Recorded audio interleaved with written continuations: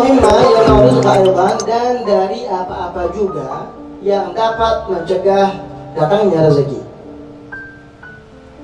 Yang pertama, kasratun naum, banyak tidur. Nah, jangan banyak tidur. Nah, yang tidur mau di rumah kayak ada yang kerja ke kantor, akhirnya tidur di kantor lagi. Ya, cari gudang, tidur di gudang. Dan begitu, jangan akalin, ya.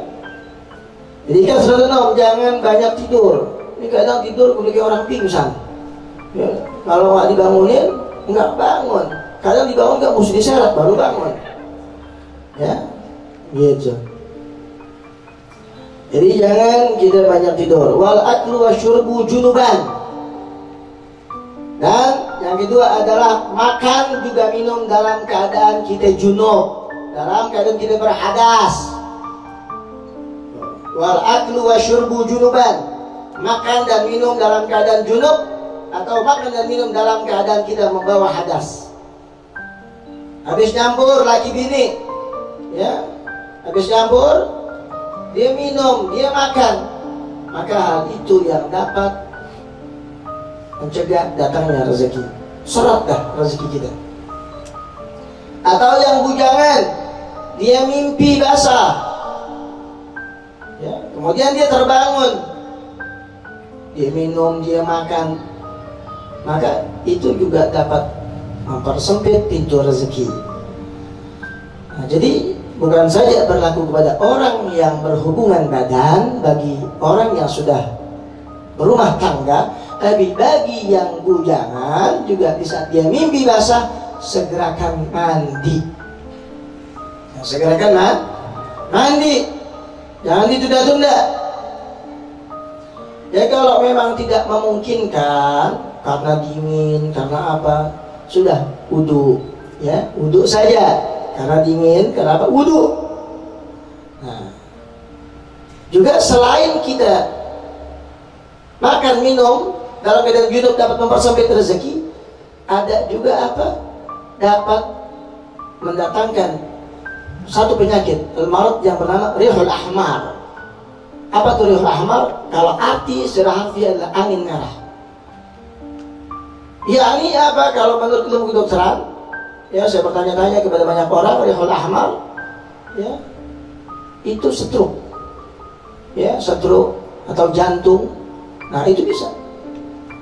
Jadi hati-hati, ya, orang yang menunda-nunda mandi junub, hati-hati.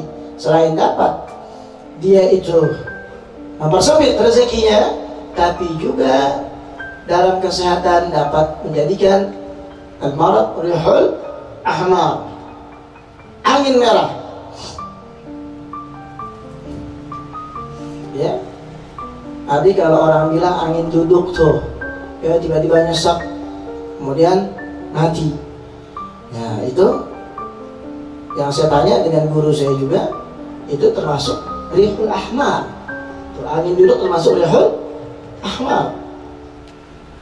Nah, jadi makruh tuh makan minum di saat kita junub, itu hukumnya makruh dan mempersempit pintu rezeki. Nah, ada mustasnayat, ada istisnanya lagi nih, pengecualiannya. Kalau kita wudu, di saat kita wudu, sekali lagi afdolnya harus kita segerain mandi. Tapi kalau lihat kondisi, oh ini dingin nih, nggak kuat, hawa terlalu dingin, maka cukup dengan wudu saja. Di saat kita wudu, maka hilanglah kemakruhan yang ada pada diri kita lantaran kita membawa hadas atau lantaran kita sedang junub. Paham dong? Maka makan dan minum tidak ada lagi kemakruhan, hilang sudah. Kemudian wakan sulbaiti fil lail, nyapu rumah pada malam hari. Nyapu rumah pada malam hari. Nah, ini juga ada kan mitos orang-orang dulu, nggak boleh nyapu rumah malam-malam, ya. Nah, ini makanya mitos. Terkadang ada juga yang memang betul, dia ini ada juga di dalam syariat, ya, ada yang tidak. Tapi pada umumnya mitos banyak yang keluar daripada syariat. Wa tarkul qumamah fil bait, dan ninggalin sampah di dalam rumah. Tuh rumah banyak sampahnya, wah, numpuk, di dapur numpuk, di pojokan dekat kamar mandi numpuk. Nah, jadi jangan bersihin sampah, ya, karena an-nadhafatu minal iman, kebersihan bagian daripada iman, biar bersih. Kemudian wal masyu quddamal masyayikh, dan jalan di depan guru. Jangan jalan di depan guru ente, jangan ente. Ya, so. Mau kita lagi jalan, ya, guru jalan, kita jalan, kita di depan nih, tuh, di depan, jangan, nggak boleh. Atau guru lagi duduk, kita lewat di depan nih, nggak boleh. Tuh. Kalau baru jalan depan guru aja dapat persegit rezeki, apalagi kurang ajar amigu guru. Ya, udah lewat depan guru, permisi kali, abangnya langsung maju. Ya.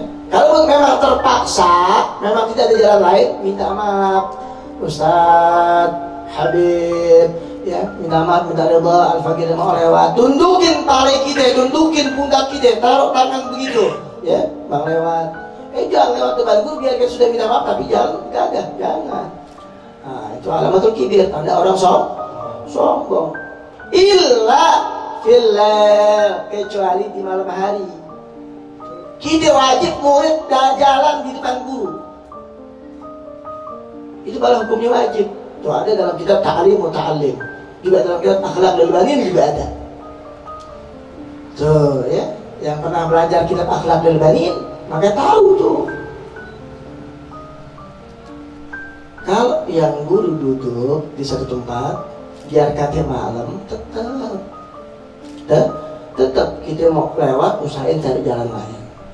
Enggak ada jalan lain, udah terpaksa, bagaimana? Kita minta maaf, minta ridha, Ustadz, Habib, Al-Fakir mau lewat, saya mau lewat. Tundukin pala kita, tundukin pundak kita, tundukin pinggang kita. Tuh, minta maaf, lewat ya. Nah, insyaallah sudah kita selamat deh semuanya ya. Ya, kemudian apa lagi? Wal khilalu bi kulli khashabah. Khilalu bi kulli khashabah, yakni nyelat-nyelatin gigi. Tuh, kalau habis makan tuh lagunya kayak orang kaya. Oh, pakai tusuk gigi, saat itu nggak boleh. Wal halal itu khashabah, dengan jenis kayu apapun nggak boleh. Nah, tapi yang diperbolehkan khasabun, dengan bambu. Tuh, kalau pakai bambu boleh. Tentunya bambu yang udah dibikin kecil, yang udah dibikin kecil. Kemudian bagus aja dibetin dan nyuci tangan dengan tanah. Cuci tangan dengan tanah, ya. Dia malas jalan, habis makan, dia malas ke wastafel, dia malas cuci tangan, akhirnya dia meper gitu, ya, di tanah, di aspal dengan debu, ya, dia meper. Maka ini juga yang dapat mempersempit pintu rezeki. Tapi terlepas daripada hukum mencuci najis mughalladhah. Tuh, terlepas tuh daripada hukum mencuci najis mughalladhah, karena kita mencuci najis mughalladhah juga harus dengan tanah. Paham tuh? Tuh, sab'a marat ihdahunna biturab, 7 kali cucian, salah satunya dengan tanah. Kemudian selanjutnya wal julusu 'alal atabah, dan duduk di atas palang pintu. Nah, ini kalau kata orang-orang dulu, ini jangan duduk di pintu, ntar dilamar urung. Tuh, ini nggak bakal kawin-kawin ente. Nah, nggak ada hubungannya. Ya, nah ini hampir mirip, mitos itu hampir mirip.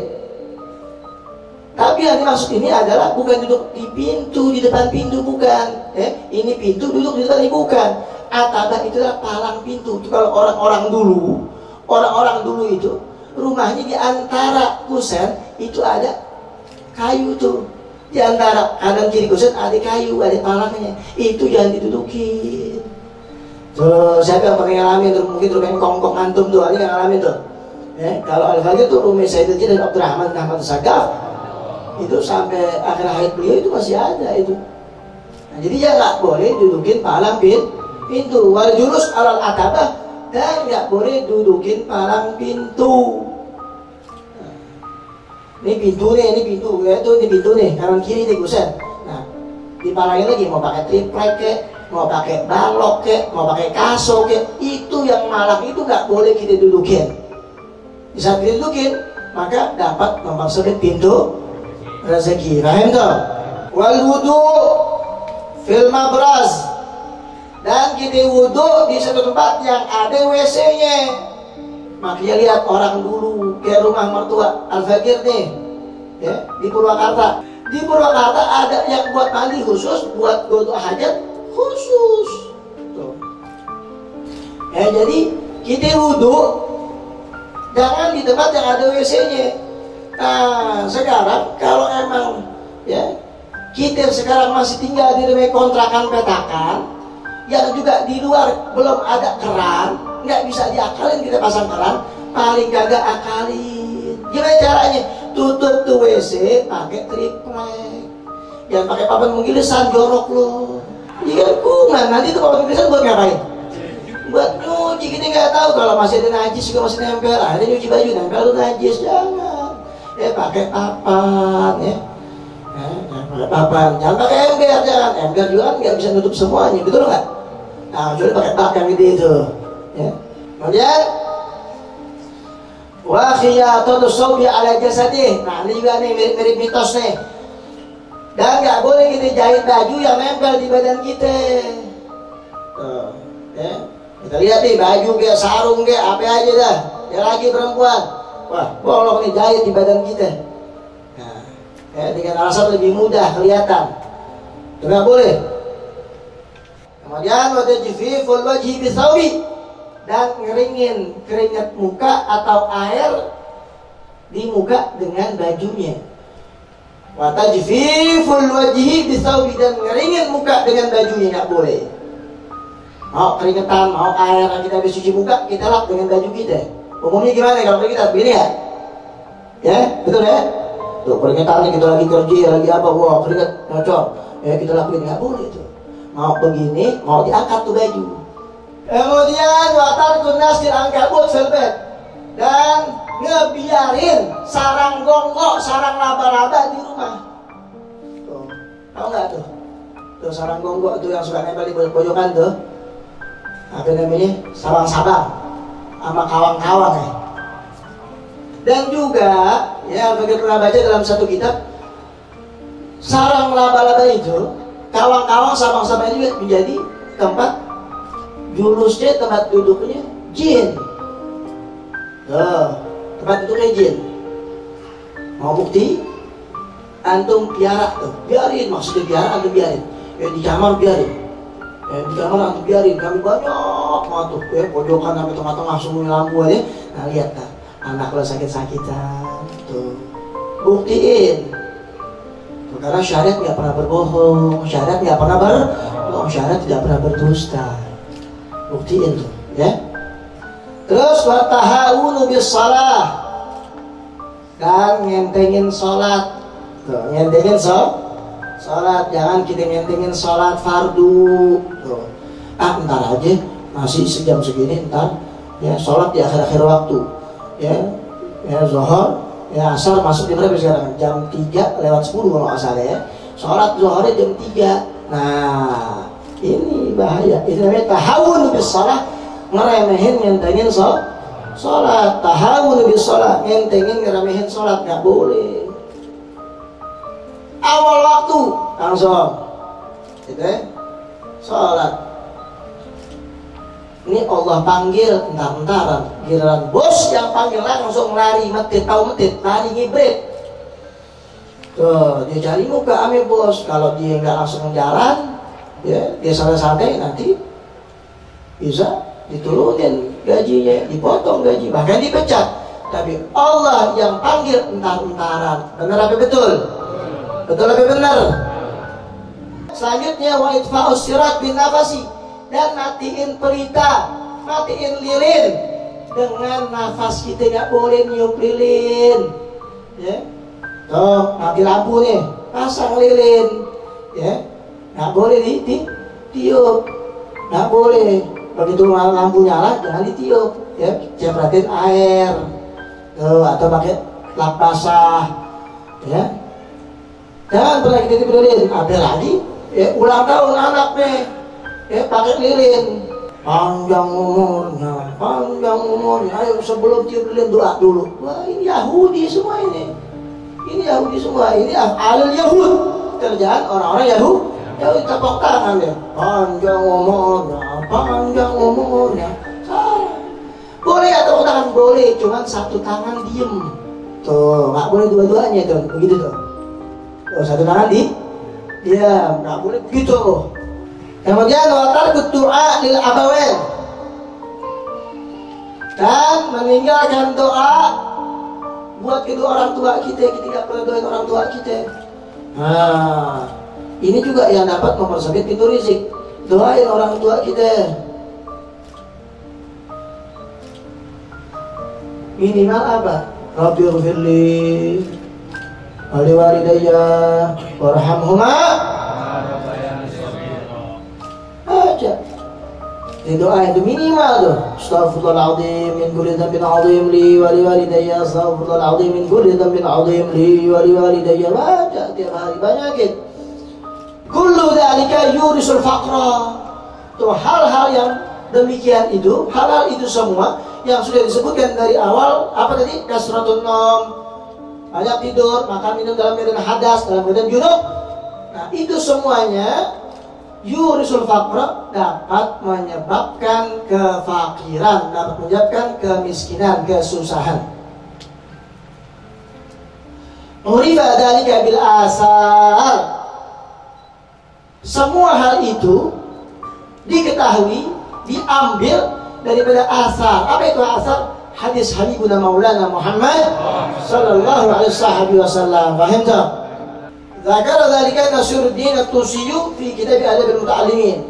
Nah, hal ini disebutkan juga di dalam kitab Adab al-Muta'allimin oleh Syekh Al-Imam Nasiruddin At-Tusi radhiyallahu anhu wa nafa'ana bihi wa bi'ulumihi wa bikum jami'an. Amin. Allahumma amin. Di saat antum sudah melakukan kerjaan-kerjaan, hal-hal yang dapat mendatangkan rezeki, kan banyak tuh kemarin tuh, ya banyak. Antum mau dikerjain semuanya, tapi rezeki antum masih sempit juga, masih seret juga. Berarti apa? Introspeksi diri, kemungkinan hal-hal yang sepele tadi masih kita kerjain. Paham tuh? Paham tuh?